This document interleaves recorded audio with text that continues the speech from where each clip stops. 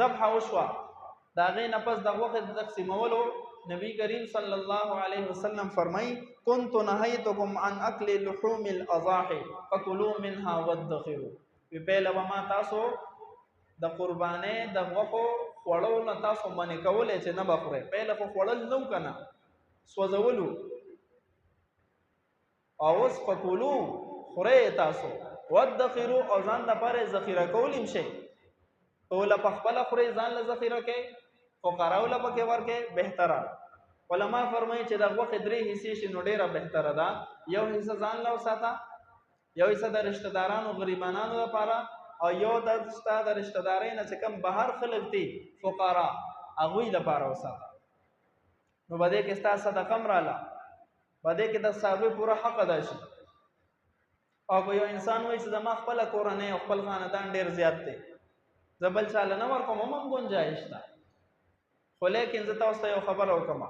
نبی کریم صلی الله علیه وسلم فرمایل دا اختر دا ورځ چې دی دا درې ایام اکل و شرب و جماع دا د خوراک سکاک ورځ دی دا د خپل بیبي سره د کورواله ورځ دی دا د خوشاله ورځ دی دا د ضیافت او د اکرام د ملمستیا ورځ دی نو فقیران خټول کال ځان له کیلو وخت نشي اغسته په دې ورځو کې ستا دا امتحان دی چې ته په حیوان کې خصوصي دغه خلکو اکرام وکړه چې د ضیافت نه دوی چرته محرومه پاتې نشي ته خو به اوساتې په برجونو کې خو چرته دې خلکو ته ونه رسېده د دې د زړونو به یو وه وځي نو هسې نه چې د هغې د وه او د تکلیف په وجه باندې زموږ قرباني قبوله نشي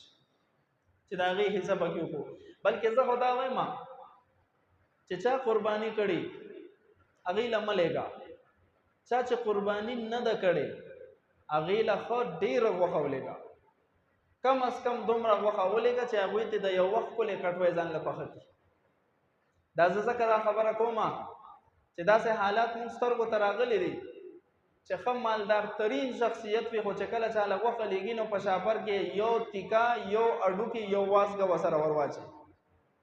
نو بیا غریب حیران دی چې به دی که زه اوس خوروا وکړم او په ځان له سره کړم څه وکړم ورسره نو په دې کې چې کم از کم بخل نه کړو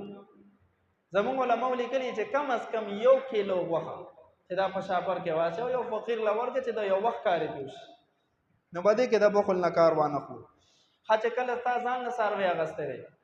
نو تا ته مکمل اختیار حاصل دی ته پکې اړو 3 حصې جوړی نه گنجایش شته